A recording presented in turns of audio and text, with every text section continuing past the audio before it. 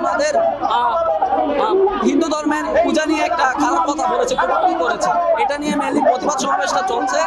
আর ওনার এই মন্তব্য আমরা কোনো রকমে মানি না। সনাতন ধর্মকে নিয়ে বাজে মন্তব্য কটূক্তি করায় আমি চাঁপাইনবাবগঞ্জের ৩ আসনের বিএনপির মনোনীত প্রার্থী সাবেক এমপি হারুনা রশিদের প্রতি তীব্র নিন্দা ও প্রতিবাদ জানাই।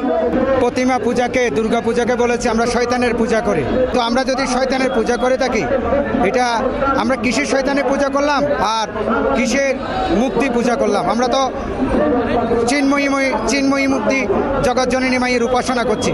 আর তিনি একজন বিজ্ঞ ব্যক্তি এবং তিনি একজন অধ্যাপক, তার মুখে তো এসব কথা মানে না। হারুনুর রশিদ সাহেব উনি সাবেক এমপি এবং আমরা ওনাকে খুবই ভালো জানি যে উনি একজন, আমরা যতটুকু জানি যে উনি একজন মুক্তিযোদ্ধা। তাই মুক্তিযোদ্ধা হয়ে তিনি একটি ধর্মীয় অনুভূতিতে আঘাত কখনো দিতে পারেন বলে আমি মনে করি না।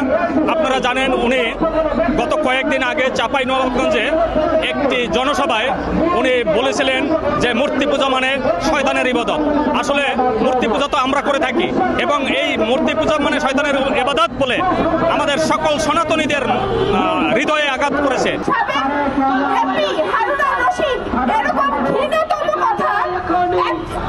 একটা জাতির ধর্মকে নিয়ে কিভাবে বলে? উনি আমাদের ধর্মকে অবমাননা করতে পারে না। ক্ষমতার জোরে উনি আমাদের জাতিকে ছোট করে দেখেছে এবং আমাদের ধর্মকে অবমাননা করেছে। আমরা কেন নিপীড়িত, অত্যাচারিত হব? শুধু আমাদের জাতিটাকে না, আমাদের ধর্মটাকে নিয়ে এরা কটূক্তি করেছে। আমি এটা তীব্র নিন্দা এবং প্রতিবাদ জানাচ্ছি। জীবনের সাথে চলে high five all time healthy life. নিশ্চিন্তে খান স্বাস্থ্যকর অল টাইম পান। All time healthy life.